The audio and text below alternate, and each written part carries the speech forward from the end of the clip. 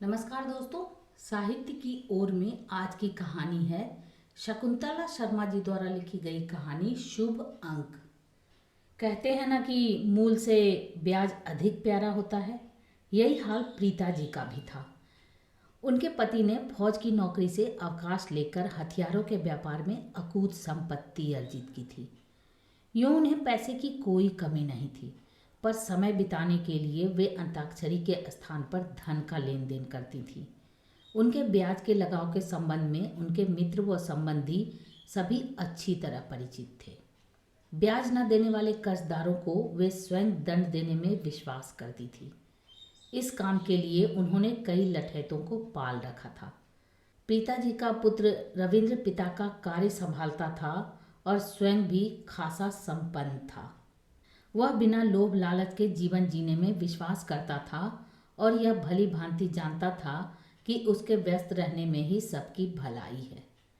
रविंद्र को अपनी माँ से केवल एक शिकायत थी कि अपने धन से मिलने वाले ब्याज की तरह उन्होंने उनके बेटे अर्थात अपने पोते पर भी कुछ इस प्रकार कब्जा जमा लिया था कि उसके भूत भविष्य और वर्तमान की चिंता मानो उन्हीं को थी। रविंद्र बाबू और उनकी पत्नी सुचिता तन्मय के प्रति उसकी प्रीता दादी के लाड़ प्यार को लेकर सदैव चिंतित रहते थे, पर संकोचवश कभी खुलकर विरोध नहीं कर सके। स्नातक होते ही रविंद्र बाबू ने तन्मय को अपने साथ काम करने का आदेश दिया था, पर वह दादी को मनाकर एमबीए करने अमेरिका चला गया। महाकंजूस प्रीता दादी ने तन्मय को विदेश भेजने के लिए खुलकर दौलत लुटाई थी। रविंद्र बाबू ने स्वयं को समझा लिया था कि एमबीए करने के बाद तन्मय व्यापार अच्छी तरह संभाल सकेगा। हालांकि उसके रंग ढंग देखकर वे सदैव चिंतित रहा करते थे। उन्होंने उसे कई बार सिगरेट पीते देखा था, कमरे में मित्रों के साथ शराब पीते भी देखा था। उन्होंने अपनी माँ को समझाने का प्रयत्न भी किया था, पर वे हंसकर टाल गई थी। रविंद्र, बड़े घरों के लड़के शौकिया कभी कभार पी लेते हैं, पर इसका मतलब यह तो नहीं कि वह शराबी हो गया है या उसे सिगरेट की लत लग गई है।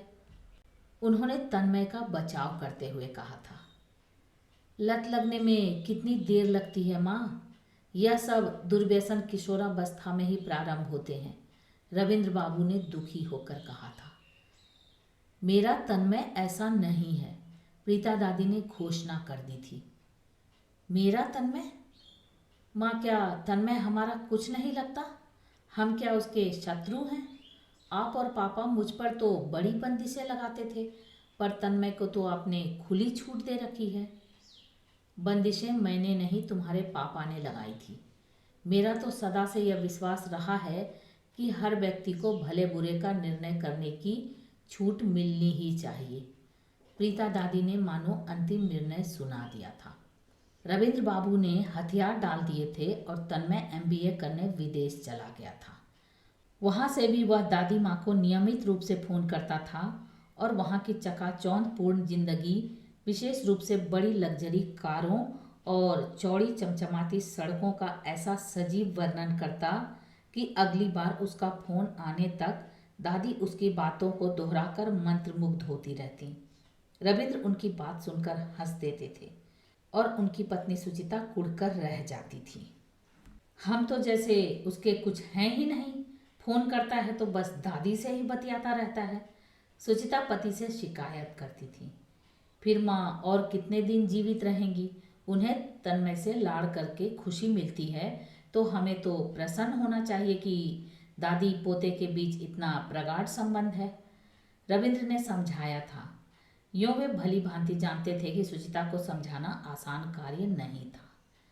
ऐसे में तन्मय ने जब सुचिता को फ़ोन किया कि उसका एमबीए पूरा हो गया है और 2-3 माह में परीक्षा पूरी होते ही वह स्वदेश लौट आएगा और पिता के कार्य में हाथ बटाएगा, तो वह प्रसन्नता से फूली नहीं समाई थी।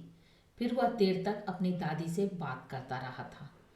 प्रीता दादी ने जोर शोर से तन्मय के स्वागत की तैयारी प्रारंभ कर दी थी। पूरे घर में रंग रोगन हो रहा था।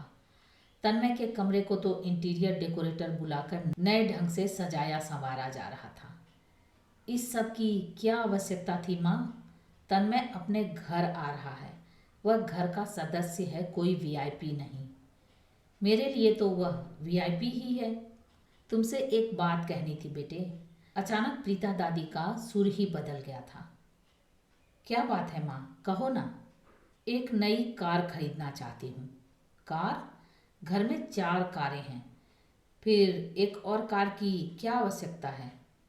मुझे आवश्यकता है तभी तो कह रही हूँ।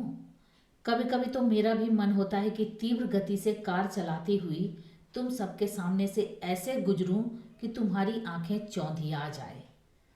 प्रीता दादी स्वप्न लोक में विचरण करने लगी थी। रविंद्र और सुचिता दोनों हंस पड़े थे। छोड़ो यह हंसना हंसाना, अब यथार्थ के कठोर धरातल पर आ जाओ। मुझे नई कार चाहिए, और वह भी BMW। क्या? रविंद्र और सुचिता के मुंह खुले के खुले रह गए थे। इतना हैरान होने की आवश्यकता नहीं है। मैंने वही कहा जो तुमने सुना। मुझे BMW ही चाहिए। प्रीता दादी हर शब्द पर जोर डालते हुए बोली थी। रविंद्र ने बहुत समझाया कि इतनी बड़ी कार की क्या आवश्यकता है, पर वे टस से मस नहीं हुई। ठीक है, आपका पैसा है, आप जैसे चाहें खर्च करें। रंग आदि पसंद कर लीजिएगा, जब आप कहें कार आ जाएगी। रविंद्र ने हथियार डाल दिए थे। कुछ ही दिनों में चमचमाती BMW कार प्रीता दादी के घर के सामने खड़ी थी। पहले कारों को मंदिर ले जाकर वे बड़े मनोयोग से पूजा करवाती थी, पर बड़ी कार की पूजा भी बड़ी होनी चाहिए, अतः घर पर ही पूजा का प्रबंध किया गया। 3 दिनों तक मंत्र पाठ कर 7 पुरोहितों द्वारा पूजा कराई गई थी। फिर बारी आई अंक शास्त्री नरोत्तम जी की। उन्होंने देर तक गणना करके ऐसा नंबर बताया जिसमें केवल 1 का ही अंक हो। प्रीता दादी को 0001 नंबर पसंद आया था, जिसे लेने के लिए उन्हें 7 लाख की मोटी रकम खर्च करने के साथ ही 15 दिनों तक प्रतीक्षा भी करनी पड़ी थी। इस बीच तन्मय के घर आने का समय आ गया था। प्रीता दादी की प्रसन्नता का ठिकाना नहीं था। जब प्रश्न उनके पौत्र तन्मय का हो तो वे कोई कोर कसर नहीं छोड़ना चाहती थी। हवाई अड्डे पर तन्मय के स्वागत का भव्य आयोजन था। रविंद्र बाबू के पुस्तैनी गांव से सैकड़ों लोग आए थे। बैंड बाजे, फूल मालाओं आदि का पूरा प्रबंध था। प्रीता दादी अपनी सबसे सुंदर सिल्क की साड़ी पहनकर आई थी। सुचिता उन्हें देखकर बस मुस्कुराकर रह गई थी। जीवन को भरपूर जोश से जीना तो कोई माँ से सीखे। तभी रविंद्र की बात सुनकर उनकी तंद्रा टूटी। अपना अपना भाग्य है। उन्होंने तो अपने ही नहीं, मेरे पुत्र को भी अपने वश में कर रखा है। सुचिता ने उलाहना दिया। यह भी एक कला है प्रिय। मुझे तो लगता है कि माँ तन्मय को जितना प्यार करती हैं, उतना हम दोनों मिलकर भी नहीं करते। अपनी बात करो रविंद्र, मेरे तो प्राण तन्मय में ही बसते हैं, सुचिता तल्ख स्वर में बोली। तभी दूर से तन्मय आता नजर आया था। स्वागत करने आए लोगों में खुशी की लहर दौड़ गई थी। बाजे गाजे के साथ फूल मालाओं से लदा तन्मय हवाई अड्डे से बाहर निकला। सबसे मिलने भेंटने के बाद फूलों से सजी कार में बैठकर रविंद्र, सुचिता, प्रीता दादी और तन्मय घर की ओर चल पड़े। माँ, मैंने तो सोचा था कि आज तन्मय को लेने आप अपनी BMW कार में आएंगी, रविंद्र ने कार में बैठते ही उपहासपूर्ण स्वर में कहा था। BMW? किसकी BMW? तन्मय आश्चर्यचकित स्वर में चीखा था। रविंद्र, तुम्हारे पेट में तो कोई बात पचती ही नहीं है। मैं उसे हैरान कर देना चाहती थी, प्रीता दादी ने नाराजगी जताई। पर मैं सब समझ गया। तन्मय छोटे बच्चे की भांति उत्साहित हो उठा था। क्या समझ गए तुम? सुचिता ने पूछा था। यही कि दादी माँ ने मेरे लिए BMW जैसी शानदार कार खरीदी है। समझ में नहीं आता कि मैं उनका आभार कैसे प्रकट करूं। दादी माँ, आप महान हो। घर पहुंचते ही मैं कार में एक चक्कर लगा कर आऊँगा, कहकर तन्मय ने हवा में मुट्ठियाँ लहराई। तुम ऐसा कुछ नहीं करोगे, प्रीता दादी ने तन्मय को झिड़क दिया था। पर क्यों? इसलिए कि यह कार तुम्हारे जन्मदिन का उपहार है। जन्मदिन से पहले तुम उसे हाथ भी नहीं लगाओगे। प्रीता दादी ने आदेश दिया था। पर तन्मय तो कार का नाम सुनते ही दीवाना सा हो गया था। घर पहुंचते ही उसने कार को देखने की इच्छा प्रकट की थी। मना किए जाने पर उसने दादी के पांव पकड़ लिए थे। एक बार, बस एक बार दिखा दो दादी माँ, मेरी आंखों को ठंडक पहुंचेगी, उसने अनुनय की थी। प्रिय पोते का आग्रह वे टाल नहीं सकी थी और स्वयं रविंद्र और सुचिता के साथ गैरेज खोलकर उसे कार दिखाने जा पहुंची थी। तन्मय दादी माँ के हाथ से चाबी लेकर लपक कर कार में जा बैठा था। रविंद्र, सुचिता, तन्मय और प्रीता दादी के कार के साथ हर कोण से फोटो लिए गए, सेल्फी ली गई। पर फोटो सत्र समाप्त होते ही तन्मय कार के साथ हवा हो गया था। रविंद्र, सुचिता और दादी माँ हक्के बक्के से खड़े रह गए थे। तन्मय जब तक लौट नहीं आया, प्रीता दादी सो नहीं सकी थी। वाह, क्या कार है दादी माँ, जीवन का आनंद आ गया, धन्यवाद दादी माँ, कहता तन्मय सीढ़ियाँ चढ़ने लगा। किससे पूछकर कार ले गए थे? मना किया था ना तुम्हें? प्रीता दादी ने क्रोधित स्वर में कहा। दादी माँ, गुस्सा थूक दो, मैं 15 दिन प्रतीक्षा नहीं कर सकता, थोड़े दिन चलाने दो दादी माँ, जन्मदिन के दिन दूल्हा पुचवा कर उपहार में दे देना। तन्मय की बात को टाल नहीं सकी थी दादी। दूसरे ही दिन तन्मय के मित्रों की टोली आ पहुंची थी। तन्मय नई कार में सबके साथ घूमने निकल पड़ा था। फिर तो देर रात तक मित्रों के साथ घूम फिरकर आधी रात के बाद घर लौटा था। दादी माँ तो सो जाती थी, पर रविंद्र और सुचिता की आंखों की तो नींद ही उड़ गई थी। पति पत्नी तन्मय को जितना समझाते वह उतनी ही मनमानी करता। पीने पिलाने और पार्टियों का सिलसिला थमने का नाम ही नहीं ले रहा था। उस दिन भी तन्मय अन्य दिनों की भांति कार ले गया था। रात में सुचिता की अचानक नींद खुल गई थी। घड़ी देखी तो सुबह के 4 बजे थे।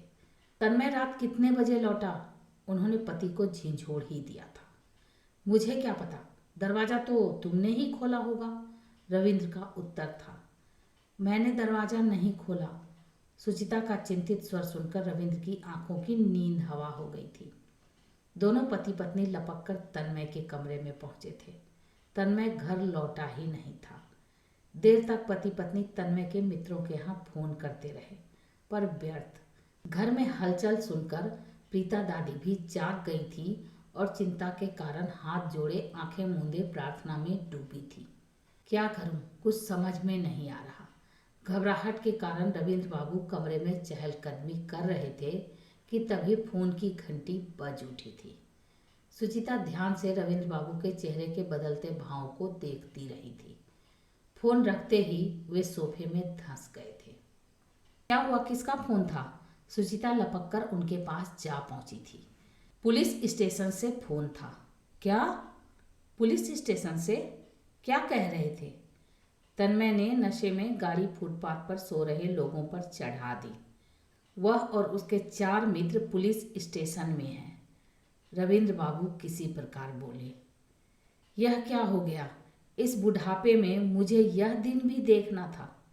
प्रीता दादी बिलाप कर उठी थी। रविंद्र बाबू ने आग्नेय दृष्टि से अपनी माँ को देखा और पुलिस स्टेशन जाने की तैयारी करते हुए अपने एक वकील मित्र को फोन करके बुला लिया था। तो ये आप सुन रहे थे शकुंतला शर्मा जी द्वारा लिखी गई कहानी शुभ अंक, रेनू की आवाज़ में। ऐसी अद्भुत कहानियों को सुनने के लिए मेरे चैनल को सब्सक्राइब करें, लाइक करें और शेयर करें। और हाँ, कमेंट करके ज़रूर बताएं कि आपको ये कहानी कैसी लगी। Thank you.